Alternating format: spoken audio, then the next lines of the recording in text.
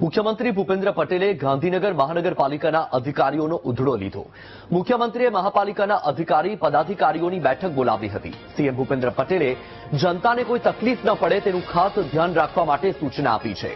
ગાંધીનગરના મેયર મીરા પટેલે બેઠકને સમીક્ષા બેઠક ગણાવી। રસ્તા અંગે મળેલી 1500 ફરિયાદમાંથી 50% ફરિયાદનું નિરાકરણ આવ્યાનું મેયરે જણાવ્યું।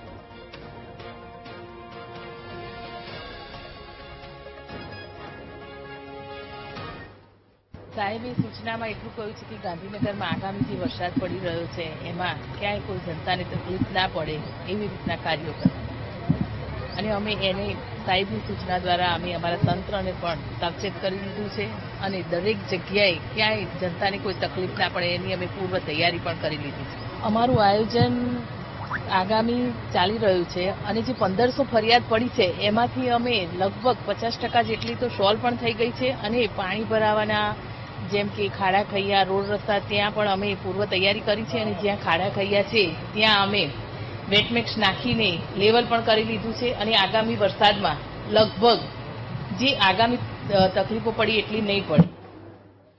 પાટણના રાજમહેલ રોડ પરના સર્વિસ રોડ પર ઠેર ઠેર ખાડા જોવા મળી રહ્યું છે। વરસાદ વરસતા રસ્તા પર ઠેર ઠેર ખાડા પડ્યા। વાહન ચાલકોથી લઈને રાહદારીઓને પણ મુશ્કેલી પડી રહી છે। ખાડાને લઈને સ્થાનિકોની અનેકવાર રજૂઆત છતાં તંત્રની ઊંઘ નથી ઉડતી। ટ્રાફિક સાથે રસ્તા પર અકસ્માતની ઘટનાઓ વધી રહી છે। કોલેજ જતા યુવકોને પણ હાલાકી પડી રહી છે। સર્વિસ રોડને ઝડપથી રિપેર કરવા માટે સ્થાનિકો માંગ કરી રહ્યા છે। છે કે ચોમાસાની પહેલાથી જ અમારે અહીંયા ખાડાના પ્રોબ્લેમ છે અને જ્યારથી બ્રિજ બને છે ત્યારથી બ્રિજનું કામ બિલકુલ ધીમું ગતિએ ચાલે છે અને તે બી પ્રોસેસ હાલ અટકી ગયેલી છે। અને બીજું કે એવું કહેવામાં આવે છે કે ભૂગર્ભ ગટરનું કામ બાકી હોવાથી અહીંયા રસ્તા બનશે નહીં એવું કહેવામાં આવ્યું છે અને ખાડા ખૈયા તો ખૂબ જ છે અહીંયા પાટણમાં જોકી છે। અને પાટણ નગરપાલિકાના પ્રમુખશ્રીને વિનંતી જે બી વોર્ડના કોર્પોરેટર હોય એના એને પણ આ કામ સાચવી રીતે કરે।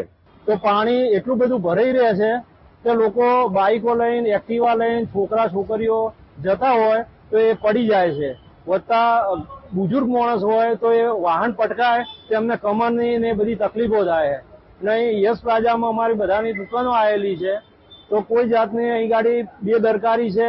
બ્રિજના કોન્ટ્રાક્ટરોને બધાને રજૂઆત કરવા છતાં એ લોકોએ એવું કીધું કે નગરપાલિકા વાળાનું કામ પૂરું થાય પછી અમે કરીશું। તો આ શૈક્ષણિક સંકુલો આવેલા છે, કોલેજો છે, યુનિવર્સિટી છે, પછી કલેક્ટર ઓફિસ છે, પ્રાંત ઓફિસ છે, સિટી સર્વે ઓફિસ છે।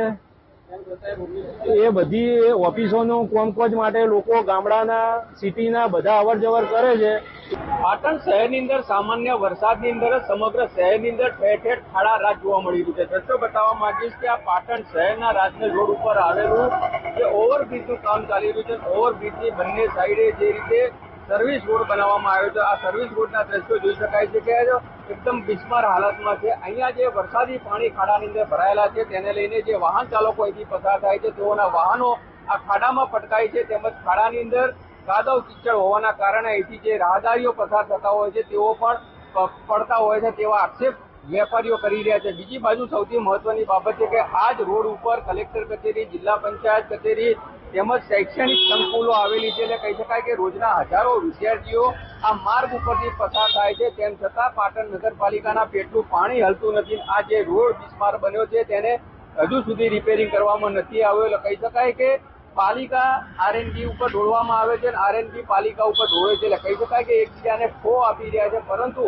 હાલ તો પ્રજા હાલાકી ભોગવી રહી છે। પ્રજાના ટેક્સના રૂપિયા કરોડો રૂપિયાના ટેક્સ વસૂલ કરવામાં આવે છે તેમ છતાં પણ જે પ્રજાને સવલત મળવી જોઈએ તે હજુ સુધી તેઓને યોગ્ય પ્રમાણમાં સવલત મળતી નથી।